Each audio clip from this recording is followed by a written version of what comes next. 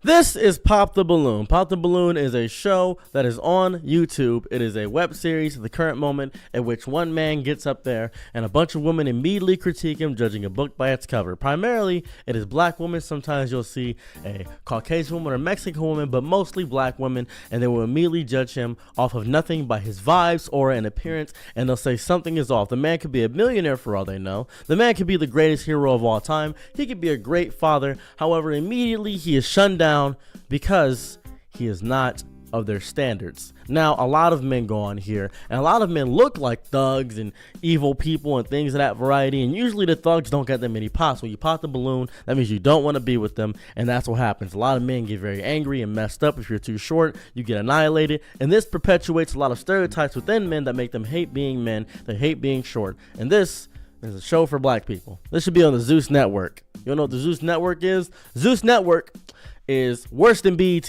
BET was the worst thing that happened to black people ever. BET was black entertainment television. Now, BET initially was supposed to be such shows as In Living Color. If you don't know what In Living Color is, it was a black sketch comedy show. There was Arsenio Hall, which primarily focused on black people. Now, why am I talking about black? I'm getting to a point. Please bear with me. So, after all that, we had all these shows that were black-centric. And to me, this was important to understand black history. These shows mattered. Why did they matter? They mattered to me, importantly, because they represented what was in our culture. They represented the fact that we were segregated from everything, so we made our own things. One of the greatest pieces of black cinema was a thing called Dolomite. You don't know what Dolomite is? Dolomite was the greatest piece of fiction ever concocted. It was outstanding. I believe his name was Rudy Ray Moore. Rudy Ray Moore made Dolomite. I believe that was his name. And he created this amazing diaspora of a blend of kung fu and black exploitation. It was outstanding. This was later even more put into greater fine with things such as Black Dynamite. And Black Dynamite was outstanding. There were critiques on how black culture was viewed, but also with how cool we viewed ourselves, and that was amazing. I loved every second of it. This was what I grew up with. This is the beauty of black culture to me, and this is how I understood black culture to be. Why does this matter right now? Well, I don't relate to black people nowadays. I feel like black people are cannibalizing themselves, and black people are ruining themselves every single instance. Now, there is a vocal, and I mean vocal minority of beautiful gay black men and straight black men that are feminine, and people that are going against this, and people that love Dragon Ball Z, and people that aren't in that aspect, and people and women, black women that are authors and creators and make these amazing things and do alternative rock and all these great, amazing, beautiful black people that do this. However, the common public perception of black people is much like the Thai cosplay event that you see behind me, of how they view black people. This is how they view black people. This is the nonsense that goes on. They believe we wear dreads and wear do-rags and white beaters and hoodies and this variety. And this is how the world views us, as a joke. We are a big joke. That's how we operate. And this was already critiqued upon our own part. Aaron Gruber, the creator of Boondocks, in 2006, released what I feel to be the greatest speech of all time. Behind me is Reverend Dr. Martin Luther King. I don't want to disrespect his name. Reverend Dr. Martin Luther King Jr. or Martin Luther Prince, if you wish to shorten that. And in this episode in 2006, Martin Luther King didn't die by the shot wound. He was in a coma, and he came back, and he said we should turn the other cheek as a Christian to the people that caused 9/11, and America hated him. America immediately turned on him. The right-wing media said that he was an unpatriotic terrorist lover. That's what they called him. It was an entire blowout of the entire thing. And afterwards, Huey said, "We need you back, Dr. King. You can do it. You are a great speaker." And so he came back. And he saw what black culture had become, with BET shaking their butts, with the violence, the black on black crime, with people living within their own ignorance. And he saw his people. He saw them in a desperate need, praising church as the hero of everything when they should focus on their own issues, saying, let's praise white Jesus and do this, hallelujah, let's do it. Oh, and Medea movies and Tyler Perry and all this nonsense that sets black people way back to create this horrible idea of what black people are. And I'm saying you, Tyler Perry, because you ruin black people. You too, King Bach. I don't like you. Or King Batch, whatever your name is. This was an issue. And so he came out to the podium and he said, is this it? Is this what I got out of them ass whoopings for? I had a dream once. It was a dream that little black boys and little black girls would drink from the river of prosperity, freed from the thirst of oppression. But lo and behold, some 4 decades later, what I have found is a bunch of trifling, shiftless, good-for-nothing. And they gasped. They looked at him. They were confused. And I know some of you don't want to hear me say that word. It's the ugliest word in the English language. But that's what I see now. And you don't want to be a nigga, because niggas are living contradictions. Niggas are full of unfulfilled ambitions. Niggas wax and wane. Niggas love to complain. Niggas love to hear themselves talk, but hate to explain. Niggas love being another man's judge and jury. Procrastinate until it's time to worry. Love to be late. Hate to hurry. That was the beginning of a powerful speech. And he talked about the difference between black people and niggas. And I'm probably going to get demonetized for saying that word so many times. I apologize, YouTube, but I promise you I am black. You can review that as many times as you want to. But I do want to say this because this video is more important to me than being monetized. This video matters to me.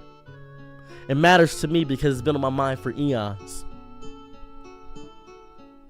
The Reverend Dr. Martin Luther King Jr., or Martin Luther Prince, some might say, left and said, I'm going to Canada. And at the end of the episode in 2020, Oprah became president, November 8th. This was my favorite episode of Boondocks, and to this day will always be my favorite episode of the Boondocks. And there's some fun jokes within there, but the reality of it, that's what we have to do. We have to make things funny so people listen. It's the important part. This is what mattered to me growing up. This was an amazing piece of fiction put on screen. Why do I bring this up? Because did you know black people hate gay people? I know what you're thinking. My black friends don't hate gay people. I mean older black people. I mean most black people that you will meet in the hood. Most black people that will grow up where the kids go to daycares and shoot them up. I'm talking about those black people. I'm talking about the black people that go out and do homosexual activities but hate gay people and still beat them and bash them. When you can't tell your grandma that you like men, when you can't do that, when it's viewed as zesty or fruity, when women contribute to homophobia the deepest because they don't like a man with their nails done. They don't like seeing a man that's not masculine. When they talk about these 50-50 deals, when they talk about all this nonsense, that's what I'm talking about. Black people hate gay people. I know what you're thinking. It's not a monopoly. You don't speak for all black people. I don't. I do not, and I never will. And that cannot happen. I can't speak for an entire people, and no one can. No one can speak for all their people. But I say this as somebody that has dealt with black people. Talk to black people. Talk to them. Talk to older black people and ask how they feel about non-binary people. Talk to older black people. Talk to people from the hood. Talk to a blood or a crip and ask them how they feel about it, despite the fact that they sleep with their homies. Ask them those questions. Speak to them and ask them how they feel about homosexuality. Ask them. As a matter of fact, ask them how they feel about alternative stuff. Ask them how they feel about Little Uzi. Ask them how they feel about men painting their nails. Ask them these questions and you will see what I mean when I'm talking about it before you comment something stupid and think you know black people and think you understand how people operate. Live in Detroit. Live in Toledo, Ohio. Live on the east side of Detroit. Live in Atlanta. Live in Chicago and try to be gay. Do that. Try to paint your nails and go to an older black person and see what they say to you. See how they ridicule you and your family. See how that happens. Because they believe in God and Christian. That ain't right. And that's the reality of the situation because they grew up with that. They grew up getting beat for being who they are. They grew up with ass whoopings. They grew up with hate. They grew up because they want you to know that it's not easy for black people. They want you to suffer as they have suffered. When in reality, this is the important part to me. The important part. Black people are setting themselves back by not being progressive, And this is a collective thing. When you see these reactors, when you see Duke Dennis and all these people, and they see somebody such as Sketch, and they get weirded out saying, bro, don't do that weird stuff, bro. Don't do that. That's weird, bro. Don't do that. That's strange. When you see these people that aren't kind to black women because they see a black woman and say, wait a second, are you trans? You gotta be trans. There's no way. Hold on, I'm confused. Drewski going to this black woman right here and assuming that she is a man, just because they are so scared of being in slight ways gay. Oh, that's a trick though. You understand that's a trick because black men, they didn't want to demasculate black men. Because back in the day, hold on a second, we had Big Mama's house, and we had Tyler Perry and Medea. We had this happening. You don't understand it. They dressed some of my faves. All these black men it's a humiliation ritual. So we don't want to be gay because they can't take the black masculinity out of us. I understand it. I get it. I know what you mean. I know what it's like. I know what it's like to be called something you're not. Oh, I know what it's like to be called a monkey. I know what it's like to be called horrible, evil things. Jungle bunny. Oh, I get it. Moon cricket. Oh, I understand. I'm picking up what you're putting down. I grasp it. However, I say this as somebody who grew up with all this, as somebody who is sick and tired of it. We have to do better. We can't keep doing this. Behind me right now is a little kid that is being petitioned off right now. This little kid is being petitioned off to find a date. This was on, I believe, the same network that Pop The Ballon is on. I may be incorrect about this, but it's in that same vein of black YouTube and how it operates. Creating a caricature of their own culture, and people are seeing that caricature and allowing it to be put out. I have a friend in Australia who thinks all black people act like people in Boys in the Hood, and he was very shocked to figure out that I don't speak that way. And I said, I thought you all guys were kangaroos. How do you feel about that? And he said, I guess we are. The rest of the world takes their stereotypes as jokes. They really do. They don't care about the words of Americans because America's a horrible country, but the rest of the world doesn't really hate America. They really don't. I thought they did.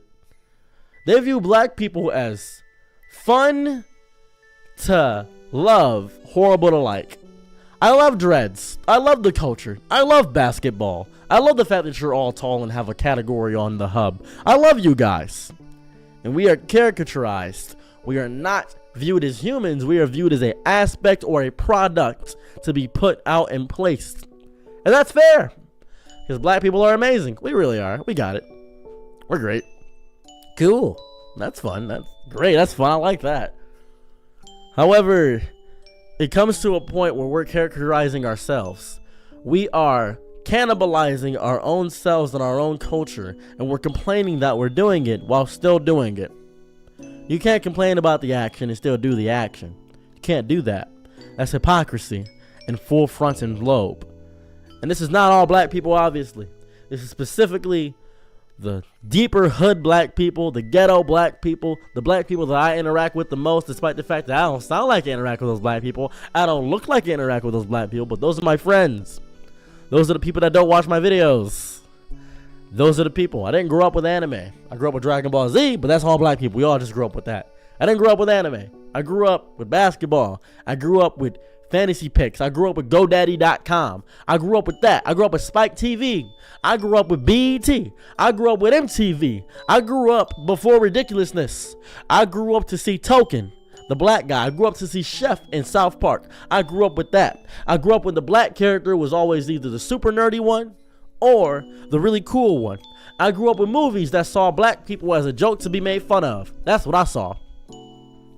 And that created an irreparable image of black people that can never be shaken. And when you see effeminate black men, you assume they are a prince archetype, however you say the word. That's what they assume. They assume that when they see a black woman that she is ghetto and has weave and her hair is not real, they assume that black people complain about everything on the planet. We've just trying to be people. We're just trying to exist same as you. We just want to not be disrespected and at least slightly, at least for a little bit respected, right? At least for a second, respected for one moment, please. Black people, we are cannibalizing ourselves. I have nothing more to say. We have to come together and stop this. I just want to point out the issues and how deeply it's messing me up. I just want to complain for a little bit because that's all black people know how to do. Right? I'm going to add this last section here to talk about this because I've calmed down because I was getting a little bit heated upon speaking. White people. Let's talk about them for one moment in the grand scheme of things. White people are going to wear do-rags. White people are going to use AAVE. White people are going to do that. That's going to happen. When you create something that's popular and the world sees it, they're going to use it. You can't covet your entire culture. You cannot do that. That is impossible. You can't say people can't make jerk chicken. You can't say this little white girl can't cook. You can't do that because she can. That is a real thing. You can't say black people are a monopoly on rap because we have Jack Harlow and we've had Eminem and we've had many other rappers that come into this space and they use it to get themselves up, such as Post Malone, and then go back to country as they always do.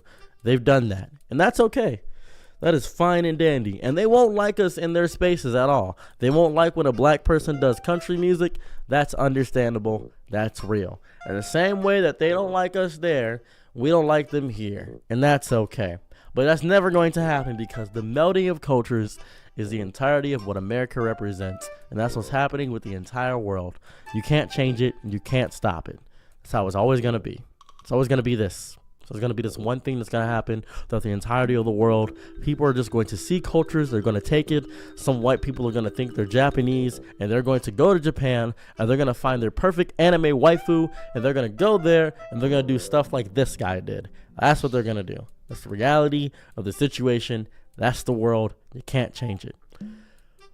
I don't hate when white people come into our spaces and try to understand us. I don't care the difference between appreciation and appropriation. I don't care. Because in the grand scheme of things, all these little small minute issues that come up all the time, all this thing where you're saying, oh, do you guys go 50-50 on bills? And they'll say, we actually have a joint bank account. Joint bank account, the man should pay for everything. We will always have these issues and all these small things just for the sake of argument, because the world is so debate brain that we can't focus on the big issues before we can deal with the small issues. I wouldn't mind arguing about this stuff if we didn't have war hunger, if we didn't have poverty, if people on the streets weren't begging for change, if we didn't have a homeless epidemic, if people didn't have access to free health care. I wouldn't care about any of that. I really wouldn't. As a matter of fact, I wouldn't care about any of this if people had the ability to get jobs. I wouldn't care about if we could argue about this stuff all day if we had that. As a matter of fact, we could argue every day if we wanted to about this. We could argue every day if everybody had housing. I wouldn't care about that. That'd be amazing. If we didn't have wars anymore, if we could fully explore the oceans, I'd be super excited about that. As a matter of fact, if we could eradicate herpes, if we could get rid of AIDS, if we could destroy syphilis, if we could figure out cancer, if we could all come together as opposed to this weird race of medical technologies where a Korean discovered it first, a German man discovered it first, America was the first on the moon, who cares? Who gives a fuck? I'm so serious. Who gives a shit?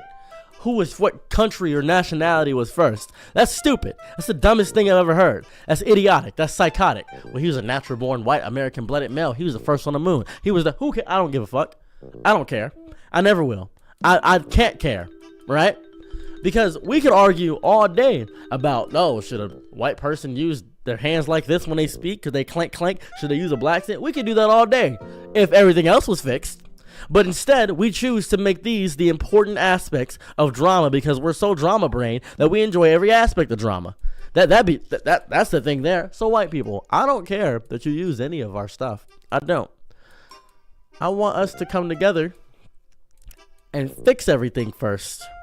Life on Earth could be heaven. This could be heaven.